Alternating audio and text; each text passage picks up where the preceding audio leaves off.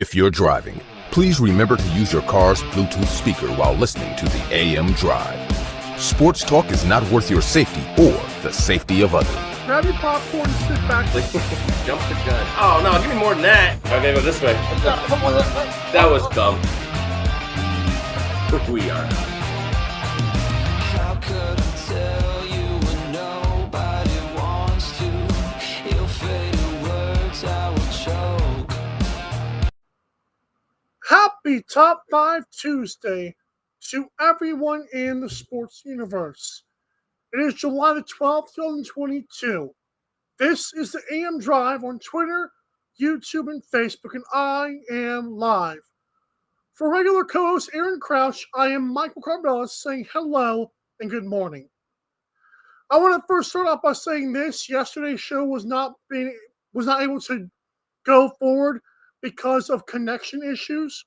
I'm having the same issues this morning, but we're going to try our best, and hopefully it's not chopped up into 5 different videos because that'd be frustrating. But as for now, it's Top 5 Tuesday. So on today's show, I'll be giving you part 2 of my 3-part ESPYs series where I give my picks for what I thought was the best in sports of the past year based on the finalists that ESPN provides.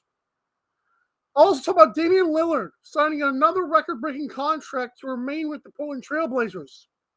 Also, top 5 baseball teams for Week 13 and top 5 worst Adam Rank 2022 NFL predictions. So without further ado, let's get going.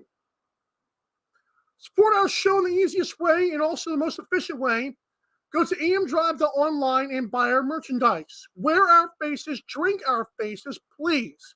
The merchandise is very cheap. It's so cheap we will price match it if you find a podcast with cheaper merchandise. This hoodie with the Twitter name right there. Awesome logo, great material. This mug, fantastic. We have a black mug that looks even better and it's a little bit bigger. We have a tumbler, which Aaron loves to use. Go to AM Drive Online, support our show. Damian Lillard has signed yet another record-breaking NBA contract. This one for 2 years, $120-some million, which AKA is $60 million a year. No one else has gotten over 55, I believe. Guys, I have long supported Damian Lillard. I believe he's a championship caliber player. I believe he could be a very good number 2 option on a championship team. I believe he's incredibly loyal. I love rooting for Damian Lillard. I even think his Dame Dollar rap music is not terrible compared to other sports athletes who try that music route. But I'm losing so much faith in this man's ability to win or his desire to win. I know that loyalty is in his blood, but guys, this right here, this contract just shows me he doesn't care. I don't care if he sees this. I know he claps back to people on Twitter. I don't care. You don't want to win, Damian Lillard. Period. You want money, and that's it. And I hate telling people this when people are like, well, get us money. No, you idiots. Part of the NBA is not just entertainment. Your job is literally to win. If you go 0-82, you are not doing your job. If you are one of the best players ever, and you do not at least do something to win, you're not doing your job. By taking $60 million a year, you are in effect doing only half your job, and that's to entertain. I will long believe that sports is here for entertainment. I understand that. I understand that there are great players who may never win because of the era that they play in today. But Damian Lillard does himself no favors by taking $6 million. It was funny. James Harden, who has been crucified by people like me for eating his way out of places like Houston and Brooklyn, he took $7 million less for the sake of adding talent around him. Damian Lillard Your best teammate in your entire career has been CJ McCollum. That's a problem. That's probably all the Portland Trailblazers could afford. And now you're going to give somebody even less value? Bro, what are you doing? Don't ever again say to me that Damian Lillard is being disrespected by the media.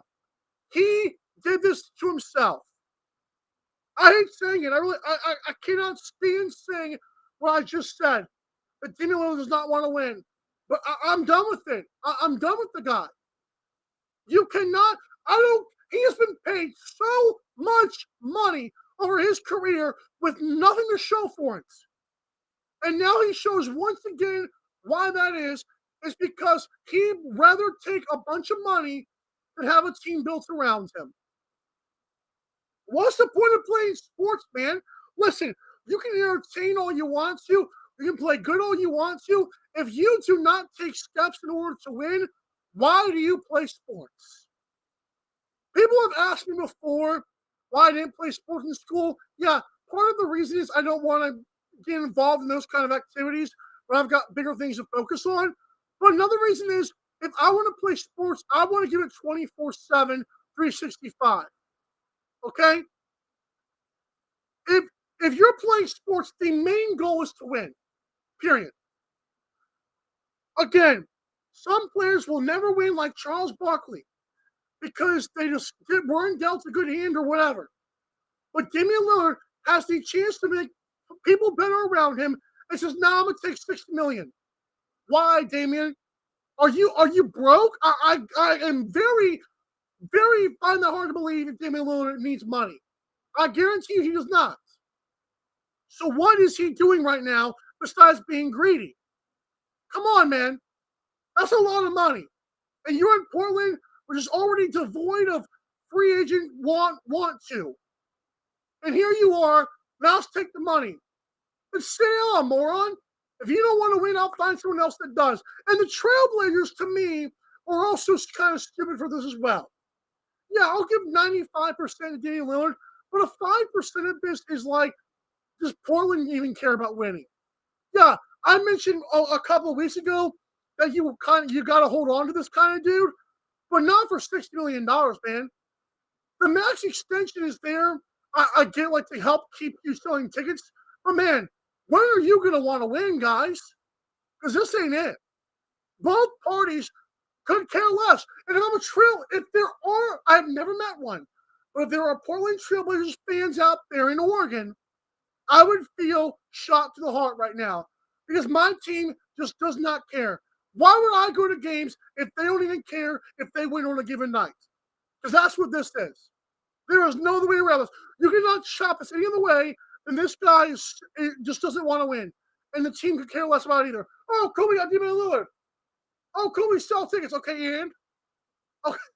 Wow. I'd really get a number one pick. You're basically guaranteeing a fringe playoff berth every single year with not even a lottery draft pick. Wow, Portland. I am so impressed. It's incredible.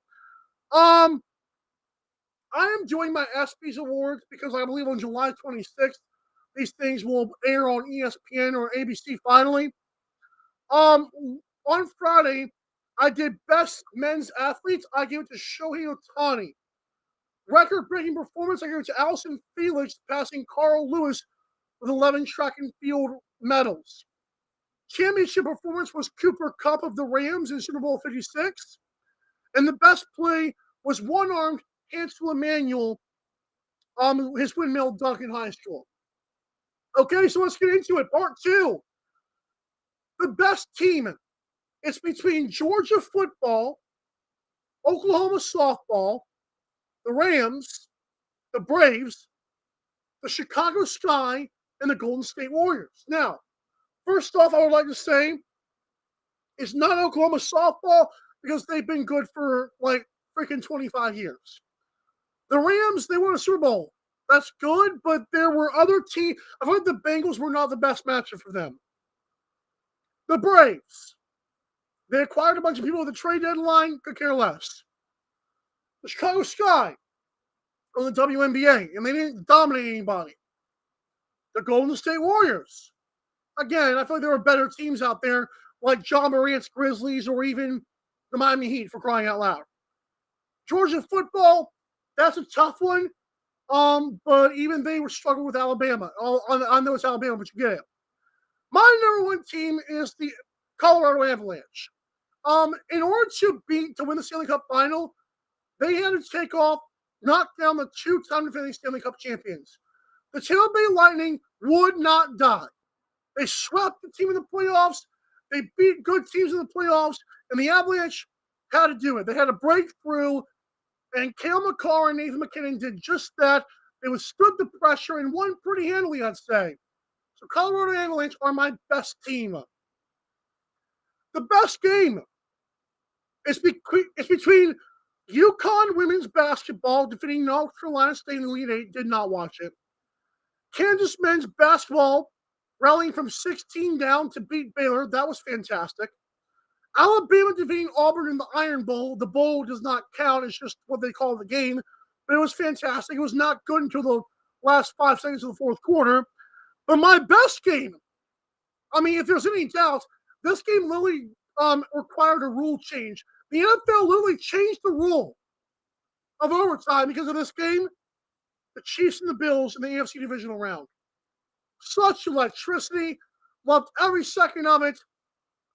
Defense was not much to be seen.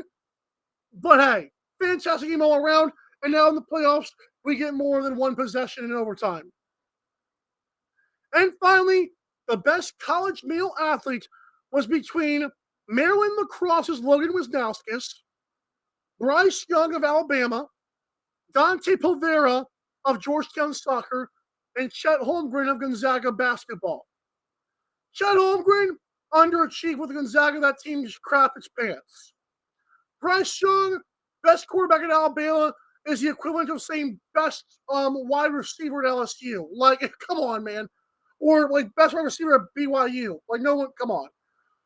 Georgetown soccer, never saw any bit of it, don't care. Lacrosse is a growing game. And to be number one in Maryland lacrosse scoring for Logan Wisnauskas, that's like being an Alabama running back and calling yourself the best ever. There are a billion Alabama running backs that have been absolutely phenomenal. What Logan Wisnauskas did with Maryland lacrosse is the equivalent of being the best Alabama running back. That's how good this guy is. Logan Wisnauskas, you are the best college male athlete, and I guarantee you it's not going to be it's going to be like Bryce Young. And I'm asking why. Do you guys understand? Once again, Maryland lacrosse is an abundance, a boatload of talent that's come out of that school. And you're telling me, okay, well, this is like the great? Like Bryce Young? There was like 50% of the family was going to Bryce Young. I'm telling you right now, it's Logan Wisnauskas. It's not going to win. But that is by far the one on this list. Okay? Because Chet Holmgren with Gonzaga, they lost in like the round of 32 of the Sweet 16. Congrats. Bryce Young lost the national championship game. But quarterback at Alabama does not mean anything. Being the best Maryland lacrosse player possibly ever is huge. When I come back, the top 5 baseball teams for Week 13. Also, out of the list that Adam Rank gave for his 2022 NFL predictions, what were by far the 5 worst? I'll give them to you next. It's the AM Drive on Twitter, YouTube, and Facebook. Hey, Chris, we'll be right back. The AM Drive with Mike and Aaron might be the best morning show ever. If you love the show, shop the merchandise for $26 hoodies, $16 shirts, even $13 mugs. High quality swag for cheap because Mike and Aaron love the fans. The best morning show, the lowest price merch at amdrive.online. This is Popple, the next generation business card. With just a tap, your Popple instantly shares your digital business card to both iPhone and Android devices. The best part? The other person doesn't need an app or a Popple to receive your info. To pop your info, tap your Popple to the top of an iPhone, the center of an Android, or just scan your in-app QR code. And just like that, all your info is saved to their phone. More connections, more leads, more sales. That's Popple. Download our free app and get your Popple today. Aren't you the Vice Golf guy? Yeah, you want an autograph? Yeah. Actually, I was just wondering if the balls are any good. The balls are amazing. You look like a Pro Plus guy. I thought you'd never ask. It's actually better than my old ball. And it's half the price. Top performing golf ball, half the price. It's almost stealing. Quit searching the globe and get your high-performing golf balls at vicegolf.com. Fanatics.com, the world's largest collection of officially licensed fan gear from all the leagues, teams, and players you love. Shop now and get today's special offer. Fanatics.com, officially licensed everything.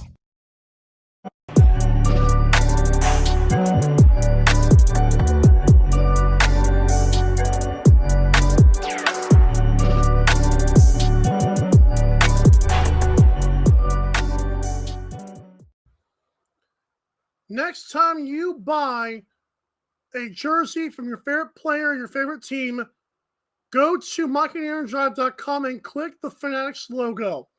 And when you do so, the entire store is open to your experience, and you also get daily deals like today's daily deal of free shipping on orders of $24 or more. MikeandAaronDrive.com, click the F, support your team and our show, and for that, we thank you. It is once again a Top 5 Tuesday. Over the connection issues are doing well. Let's get into it. Top 5 teams in baseball for Week 13. And once again, I have an honorable mention. My honorable mention is the Boston Red Sox, who had plus 46 run differential, have had a red-hot June and July.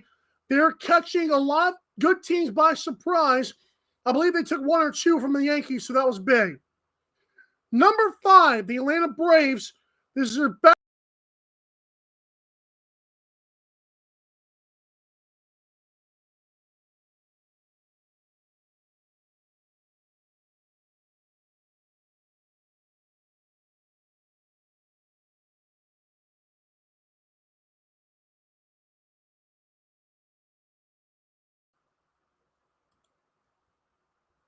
Okay, so we should be back on now. And this is just sickening, man. Well, I really do appreciate the people who run the internet stream over here. Okay, so number 5 is the Braves. Back-to-back weeks in the top 5, like I said. Number 4, the New York Mets. 13 weeks in the top 5, and they're plus 73 run differential. Number 3, the Houston Astros at plus 102. And they're 8-2 in their last 10, playing very good baseball, but they're probably cheating, right? No. Number 2, the Dodgers are not plus.